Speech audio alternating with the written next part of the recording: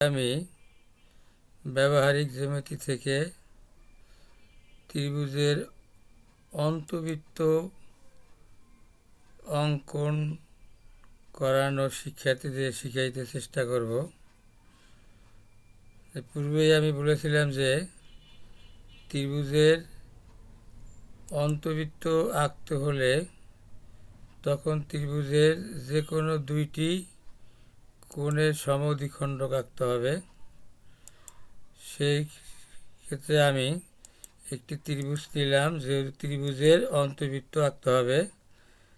তাই আমি প্রথমে বি কোণের সমদ্বিখণ্ডক এবং তারপরে সি কোণের সমদ্বিখণ্ডক আঁকতে চেষ্টা করব।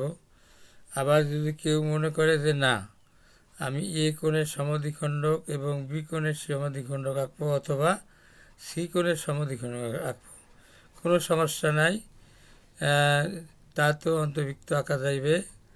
ঠিক আছে। তাই সাধারণত আমরা যেভাবে এই অন্তর্বৃত্ত অঙ্কন করি সেভাবেই আমি পাঠদান করতে চেষ্টা করতেছি। এবারে বি কোণের সমদ্বিখণ্ডক আঁকবো। প্রথমে সুবিধা মতো ব্যাসার্ধ নিয়ে একটি বৃত্ত আঁকলাম। বৃত্তটি এ বি বাহুকে একটা বিন্দুতে, বিসি বাহুকে একটা এই বিন্দুতে ছেদ করলো। এবারে এই যে কোনো একটা বিন্দুকে কেন্দ্র করে এই যে দৈর্ঘ্যটা আছে, এই যে বৃত্তচাপের এর অর্ধেকের চেয়ে বেশি ব্যাসার্ধ নিয়ে একটি বৃত্তচাপ আঁকলাম। প্রথমত এই বিন্দু থেকে এই যে বিসি বাহুর সাথে যে অর্ধবৃত্তটা মিলিত হয়েছে, বৃত্তচাপ, এই যে বৃত্তচাপটি মিলিত হয়েছে, এই বৃত্তটার মিলিত স্থানে, বৃত্তচাপের মিলিত স্থান বাহুর সাথে একে কেন্দ্র করে একটি বৃত্তচাপ আঁকলাম। এবারে অপর বিন্দুতে অর্থাৎ এই বি এর সাথে বৃত্তচাপটি যে বিন্দু সৃষ্টি করেছে তাকে কেন্দ্র করে একটি বৃত্তচাপ আঁকলাম। এবারে এই যে দুইটি বৃত্তচাপ আঁকলাম তাদের ছেদ বিন্দু আর এই বি বিন্দু এই যোগ করে প্রয়োজনে বর্ধিত করলাম, তা ডি পর্যন্ত। অনুরূপভাবে এই সি বিন্দু থেকেও প্রথমে একটি বৃত্তচাপ আঁকলাম। এবারে যে জায়গায় যে বাহু দুটি এসিতে ছেদ করছে, স্পর্শ করছে এই স্থানে, আর বিসি বাহুকে স্পর্শ করছে এই জায়গায়, কাছে দুইটি বিন্দু পেলাম। এবার আমি এই বিসি বাহুর সাথে বৃত্তচাপটি যে ছেদ করেছে, যে বিন্দু সৃষ্টি করেছে তাকে কেন্দ্র করে একটি বৃত্তচাপ আঁকলাম। এবার এই এসি বাহুর সংলগ্ন যে বৃত্তচাপটি ছেদ করে একটি বিন্দু তৈরি করছে একে কেন্দ্র করলাম, কেন্দ্র করে আরেকটি বৃত্তচাপ আঁকলাম। বৃত্তচাপ দ্বয় একটা বিন্দুতে ছেদ করলো।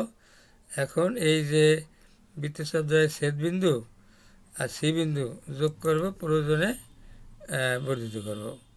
তা মনে করলাম ই পর্যন্ত বর্ধিত করলাম। এবারে বি কোণের বিডি এর সমদ্বিখণ্ডক অর্থাৎ বিডি দ্বারা সমদ্বিখণ্ডক এবং সি কোণের সমদ্বিখণ্ডক সিই পরস্পর একটা বিন্দুতে ছেদ করলো। এই বিন্দুটার নাম দিলাম ও। ওই ও বিন্দু থেকে, লক্ষ্য করি, ও বিন্দু থেকে এই যে বিসি বাহুর উপরে আমি একটি লম্ব আঁকবো। এই ও বিন্দু থেকে বিসি বাহুর উপরে একটি লম্ব আঁকবো।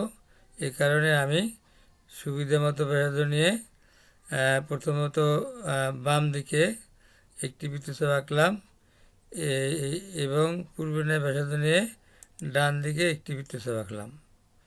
তাই এই যে এই নতুন বৃত্তচাপ দুইটি বিসি বাহুকে দুইটি বিন্দুতে ছেদ করে। এখন আবার সুবিধা মতো ব্যাসার্ধ নিয়ে এই বিন্দুকে কেন্দ্র করে একটি বৃত্তচাপ আঁকলাম। আমার উদ্দেশ্য হলো লম্ব আঁকবো এবং এই বিন্দুকে কেন্দ্র করে আরেকটি বৃত্তচাপ আঁকলাম। এই নতুন বৃত্তচাপ দ্বয় পরস্পরকে একটা বিন্দুতে ছেদ করলো। এই বিন্দুটার নাম দিলাম এফ। এবার ও এবং এফ বিন্দু যোগ করি স্কেলের সাহায্যে। ও এবং এফ বিন্দু যোগ করি, কী দাঁড়াইলো যে ও এফ, ও এফ যে লম্বটি আঁকছি এই ও এফ বিসি বাহুকে এই একটা বিন্দুতে ছেদ করেছে, বিসি বাহুকে এই বিন্দুটা, এর নাম দিলাম জি। এখন ও বিন্দুকে কেন্দ্র করে ও জি, এইটুক ও বিন্দুকে কেন্দ্র করে ও জি সমান ব্যাসার্ধ নিয়ে একটি বৃত্ত আঁকলেই তা হবে নির্ণেয় অন্তবৃত্ত। শিক্ষার্থীরা, আশা করি তোমরা বুঝছো।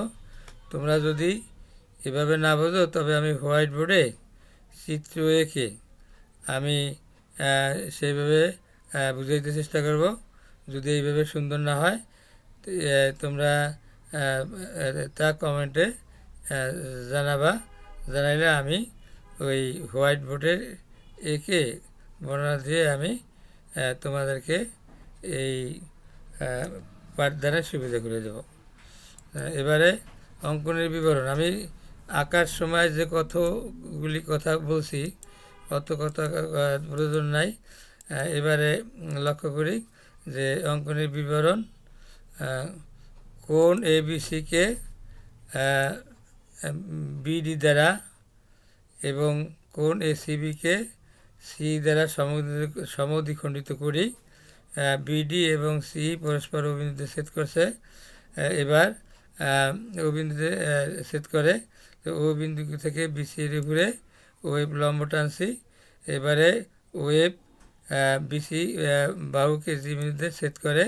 এখন ওকে কেন্দ্র করে ওজি সমান ব্যাসার্ধ নিয়ে একটি বৃত্ত আঁকলেই ইহাই হবে নির্ণয় বৃত্ত। আল্লাহ হাফেজ।